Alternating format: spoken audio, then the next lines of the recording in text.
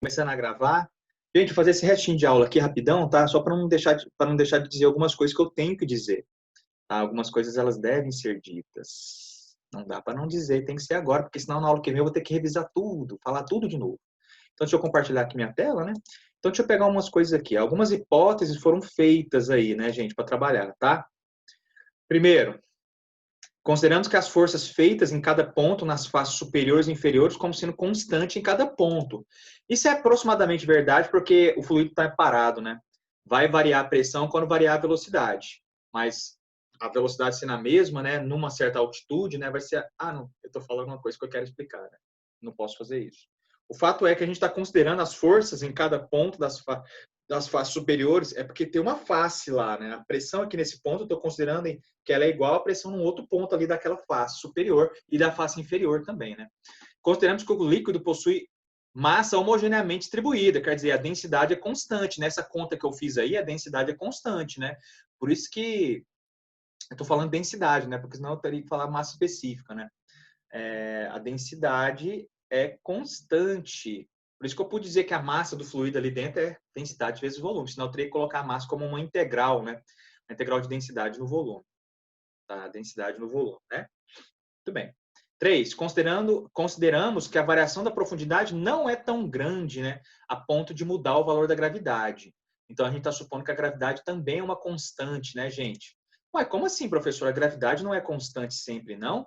Não, senhor, meu querido, pelo amor de Deus. Não sei se você pensa isso, você está com problema na sua formação científica, tá? A gravidade varia com altitudes, né? Tanto é que lá no espaço a gravidade é quase zero, né, gente? Mas eu não vou falar disso aqui agora.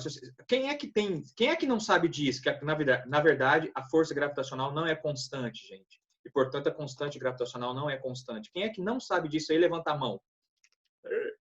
O cara levanta a mão lá, eu não A vejo. minha tá levantada aqui. Oi? Então, cara, a A minha tá gravidade não é uma levantada. constante, não, tá? Na aula que vem eu falo disso, aí eu posso fazer um lembretezinho sobre isso, tá? Porque hoje a aula é lei de Stevin. Vai ter que aprender. A lei de Stevin fala o quê? Que a variação de pressão é proporcional à variação de altitude, a equaçãozinha é essa aqui, né? P2 é igual a P1 mais ρg delta H, tá? A gente vai aprender aí, a gente tá aprendendo a utilizar isso aí, entender, tá? Então, eu tô lendo algumas coisas aqui. Outra coisa, supomos que a temperatura da água é constante, né? Isso aqui são coisas importantes, são as hipóteses, né? Envolvidas na dedução daquela expressãozinha lá, então eu tenho que falar isso aqui. Aí a gente tem as consequências da lei de Stevin, né, gente? A lei de Stevin, ela dá umas consequências bacanas para a gente entender, sabe? Ela dá umas consequências bacanas. Ah, professor, de onde você está tirando isso aqui? Eu estou tirando isso aí, gente, da minha apostila de fenômeno de transportes, tá? Que a gente vai lá e revê essas coisas todas e faz com mais detalhe, né? A gente encontra uma equação diferencial, né, que descreve aí. Vocês estão estudando, gente, a equação diferencial? Estão Eu tô estudando esse estudando por período aí? par. Vocês estão estudando por partes, tá bom. Então, as consequências, né? As consequências. Deixa eu anotar aqui essas consequências. São importantíssimas essas consequências, né? Eu tô aqui... Eu pedi mais um pedacinho da aula justamente para falar dessas consequências aqui, ó. Vou dar um Ctrl C nela, vou dar um Ctrl V aqui e vou ajustar aqui no tamanho do slide, tá? Esse aqui vira nosso slidezinho. Nosso quinto slide da nossa aula. Tem que caber.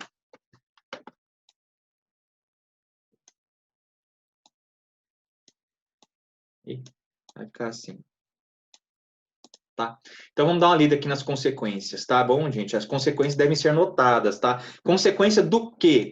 Consequência dessa equaçãozinha aqui, gente, ó. A consequência dessa equação aqui da lei de Stevin. As consequências da lei de Stevin, tá? Consequências da lei de Stevin. Vamos entender essa equação, vamos dar uma observada no que essa equação está dizendo aqui, vamos dar uma olhada nessa figura aqui, ó. Essa olhada aqui, vamos dar uma olhada nessa figura. Vamos dar uma olhada aqui, vamos entender. Ó, na diferença de pressão entre dois pontos, a distância horizontal não importa. Isso é tão importante você entender, meus queridos, ó. Gente, a lei de Stevin fala de variação de altura. É só a diferença de altura entre esses dois pontos aqui que importa, ó. A distância entre os dois pontos importa? Não. Quer dizer, essa componente vertical da distância aqui, ó, né, essa componente vertical da distância, aqui, gente, ela importa? Não importa. A componente vertical da distância, o quão distante na horizontal os dois pontos estão do outro, não importa. Só importa a diferença de altura entre eles. E isso aí dá umas coisas muito estranhas, tá? Esse aí eu quero que você entenda. Só importa na diferença de pressão o quê? A diferença na altura. Quer dizer o seguinte, pega essa Coca-Cola aqui, ó. Pega aqui, você está observando uma coisa negra aqui embaixo, que é a Coca-Cola, né? A pressão aqui na superfície é quanto? 1 atmosfera. Agora, vou abrir aqui, né? A pressão aqui na superfície é 1 atmosfera. A pressão nesse ponto aqui, ó, é quanto? Bom, não sei, só sei que é maior do que 1 atmosfera. Vamos supor que vale 1,01 atmosfera. Então, a pressão aqui é 1 atmosfera, a pressão aqui nesse ponto aqui, ó, é 1,1 atmosfera. E a pressão nesse outro ponto aqui também é 1,1 atmosfera, porque está na mesma altitude, né? Eu estou falando dessas partes aqui de baixo, né, gente? A pressão aqui, a pressão aqui, a pressão do fluido aqui, a pressão do fluido aqui é tudo igual. São todas iguais. Não depende a distância entre o ponto considerado na superfície e quem desses caras aqui está. Isso, qual dessas protuberâncias aqui a gente tá lidando, né? Isso aí indica, né, uma coisa importante, né? A pressão nos pontos no mesmo plano ou no nível horizontal é a mesma. Então, gente, na verdade, eu tenho planos. Numa piscina, eu tenho plano. Todo o plano da piscina tem a mesma pressão. Então, falando que você abaixa a sua cabeça 1 metro de profundidade aqui na ponta de cada piscina ou lá do outro lado da piscina, a variação de pressão é a mesma. Porque a 1 metro de profundidade tem um plano e nesse plano a pressão é igual, entendeu? E, portanto, isso aí leva a gente a outra coisa, que é o princípio dos vasos comunicantes, né?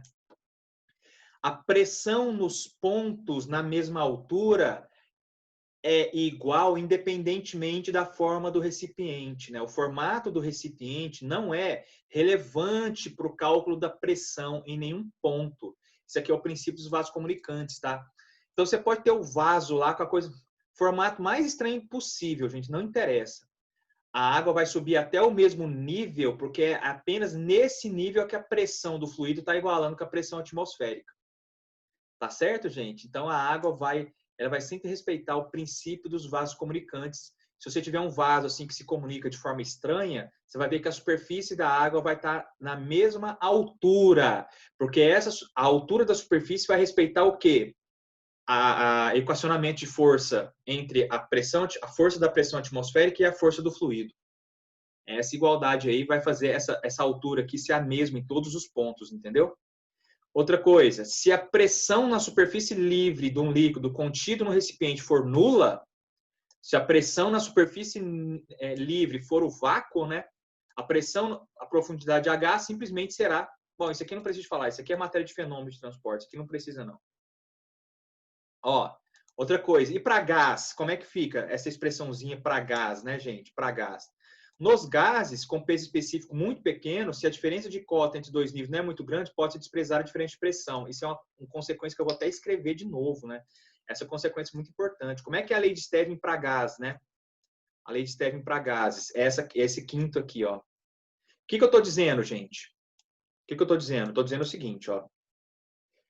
Pensa nessa expressãozinha aqui. Para fluido, gente, esse ρ aqui está na ordem do 1000.